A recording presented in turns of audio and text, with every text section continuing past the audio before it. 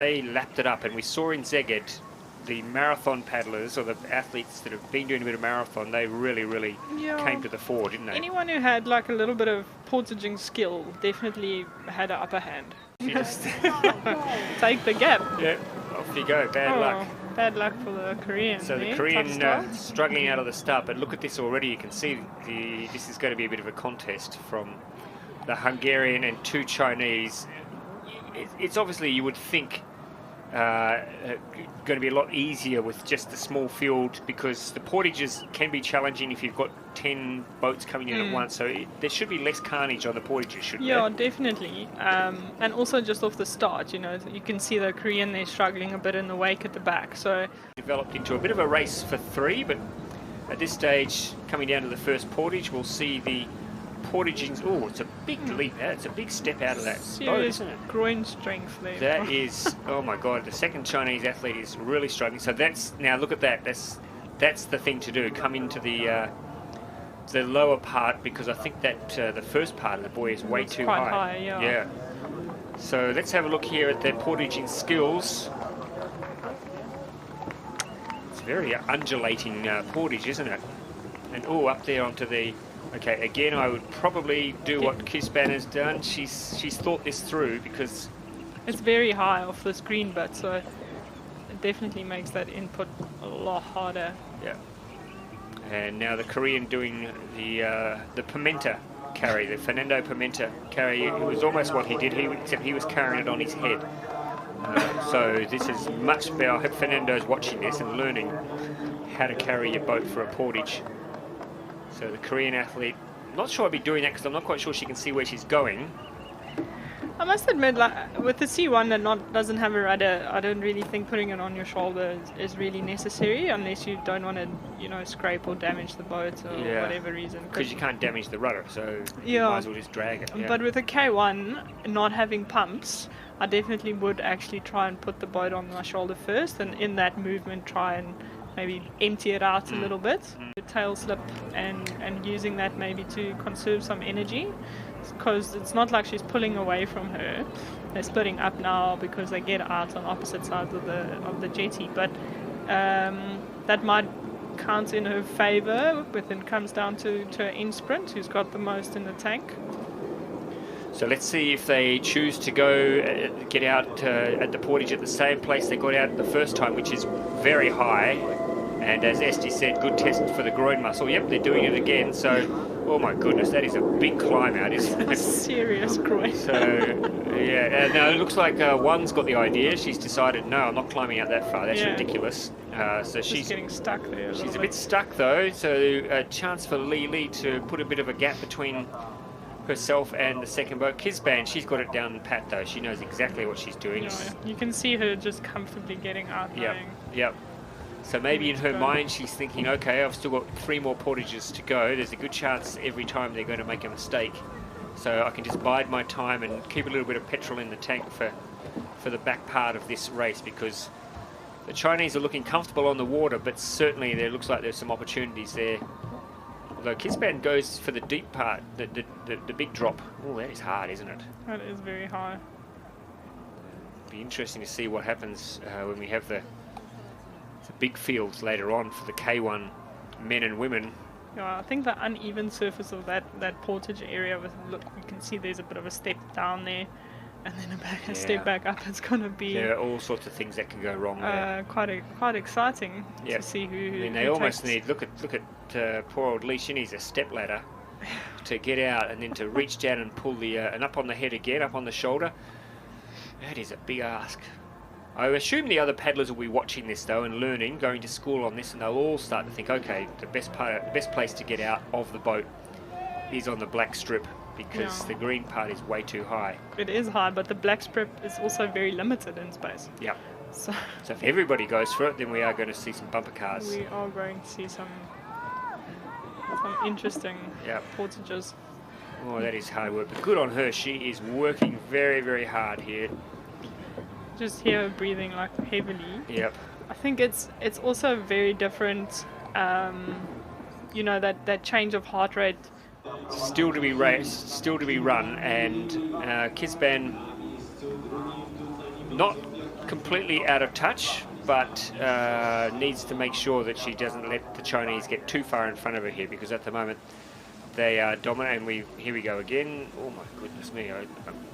My groin feels sore just watching that. So well, that's some serious strength that she's showing there with her takeouts. So they're both not. Oh, they're both not exactly pushing themselves, and they know they don't need to at this stage. They just need to try and not make a mistake. Not make a mistake, yeah. Exactly. Get in, get out of the water without doing too much damage.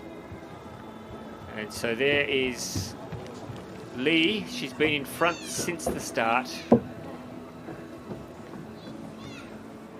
comfortably back into both of them. So very tight at the Portage. So one seems to be slightly faster on the Portage than Lee, because she makes up time on Lee with every Portage. With every Portage, yeah. And then you can see her just moving into that wave behind her, not really intent on taking up any sort of pull from Lee, or she just sits there. And we might actually see her on the last lap throw down a bit of speed from her side. On the Portage, yeah. So it would be that'll be the time to pounce. Gaining she slightly. might be making up a bit of ground, so maybe she's decided now is the time to put a little pressure on. She is, as we said, she's a very, very accomplished marathon paddler. She's won silver medals at the last World Championships in the marathon, so the distance won't be a problem. Lee does look like she's kind of coming down on the stroke rates. Maybe just trying to conserve some energy for the last lap or so. So this is the second to last Portage. I'd be very aware of my teammate constantly sitting on my wave. Yeah. Resting it You'd up. be annoyed, wouldn't you? I would be a little bit annoyed. You'd actually be annoyed. You'd probably swear. Don't do that. No, well, I would though. I'd give them a bit of a gobful if I thought they were getting a free ride on my behalf. And she's still insisting on getting out of the boat on the green section. No, she's almost making it a bit further for herself. Yeah. Every single time. So might be both just checking how many portages they've done. The officials will be telling them they've still got one more to go. So probably not the time yet for Wan to make her move.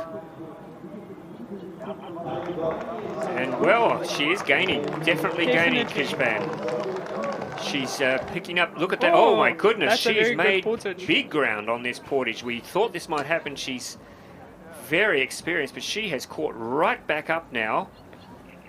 And the Chinese would have looked over their shoulder then, and that will make them a little bit nervous because they've been out there by themselves for most of the race. Then all of a sudden, this accomplished Hungarian with this fantastic marathon pedigree is breathing down their necks. And well, if she made up that much ground on one Portage, you can imagine with one more to go, mistakes will happen if people start panicking. And of course, they're going to be tired, aren't they? By the time they get to this fifth Portage, their arms will be hurting, their legs will be hurting. Yeah, and when you get tired, you start making stupid, silly mistakes.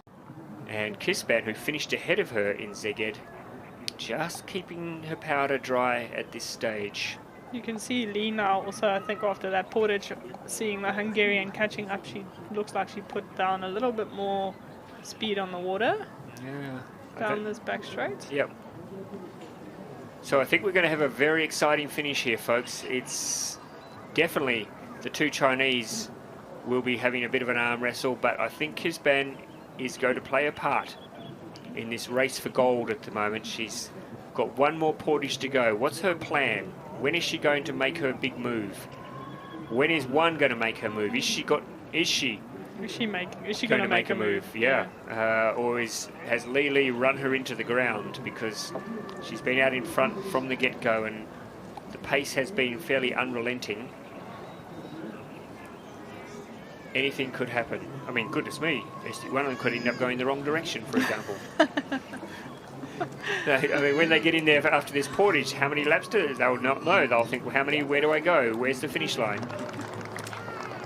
Fantastic work from Yan Lee from Korea.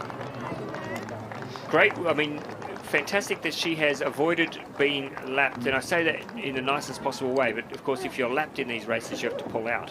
Yeah. So I'm sure that when she looked at the quality of this field, one of her goals would have been to make sure that she finishes the whole 5K, and she's going to do that. She's going to avoid being lapped, and that's, oh, look at this now.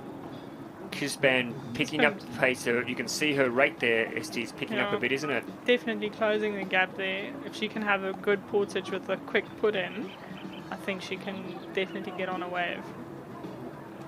So the Chinese took a really wide turn there.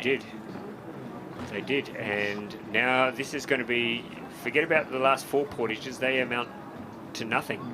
It's going to come down to this one portage.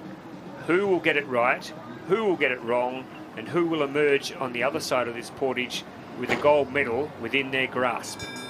There's the bell. There's the bell. They know the hard work has all been done. Now they've got to hold it together. Let's have a look at this all-important final portage. They would know a mistake here could prove incredibly costly. So you have Lee on the left, one on the right. You have Kisban, the Hungarian, in the background.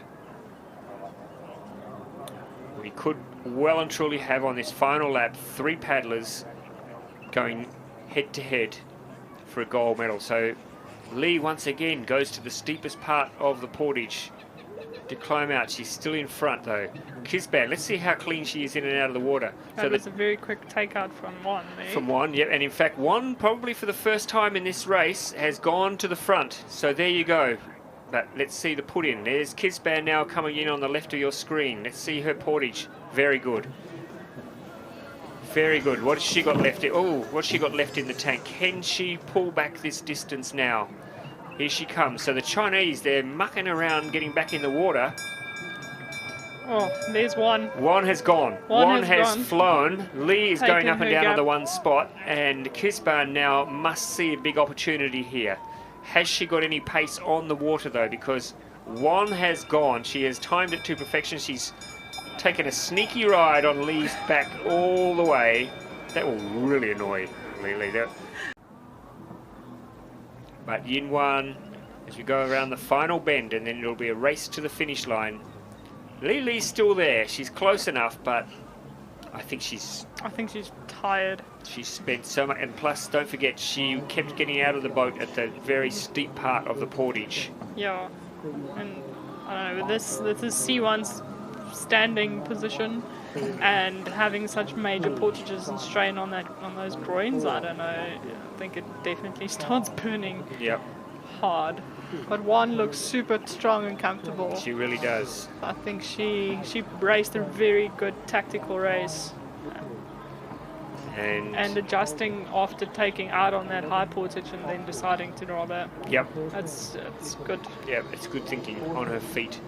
So Lee having one last crack maybe, just giving one last effort to try and put a bit of pressure on her Chinese teammate, but one looks in control here. She's coming up to the finish line now. Lee is on her Lee's fighting. back. She's fighting. She's not going to give this up without a fight. It's going to take a lot to get over that wave and up in front. For sure. But she's not giving up. And Kisban closing the gap, but too much work to do on the final lap for the Hungarian to make any difference. So Lee switches out wide. One last attempt maybe to try and sneak home, but I think one has this race under control. It's just a matter of meters now to the finish line, and the gold medal will be Yinwan's from China. Li, after last week's big mistake, silver, getting a silver. So 2 weeks in a row, she'll look back and she'll think tactically she hasn't done very well. I mean, the first week, it is a bad tactic when you go the wrong way. Yeah. So Li takes the silver. Congratulations, Yinwan gold, Li silver. And you'll see now coming into the shot a brave race from the Hungarian Sofia Kisban, but just left herself way too much work to do at the finish. Just up the top of the screen there, you can see the Korean on her final lap. doing well not to get lapped and Yep. being able to finish the race. I think that must be the worst thing, going through Oh. 4.5, 5 laps and then getting lapped just before your final, and then you have to do all that work for nothing. So they're sort of talking, but not really talking. Yeah. I think they're tired. Let's just give them the that's- benefit of that's- the doubt Exactly. there. Yep. There's a bit of a grin, some happy expressions. So congratulations to the Chinese, another gold medal, in fact another gold and silver combination. You know, we've been talking about the depth in the Chinese team, and especially in its women's canoe.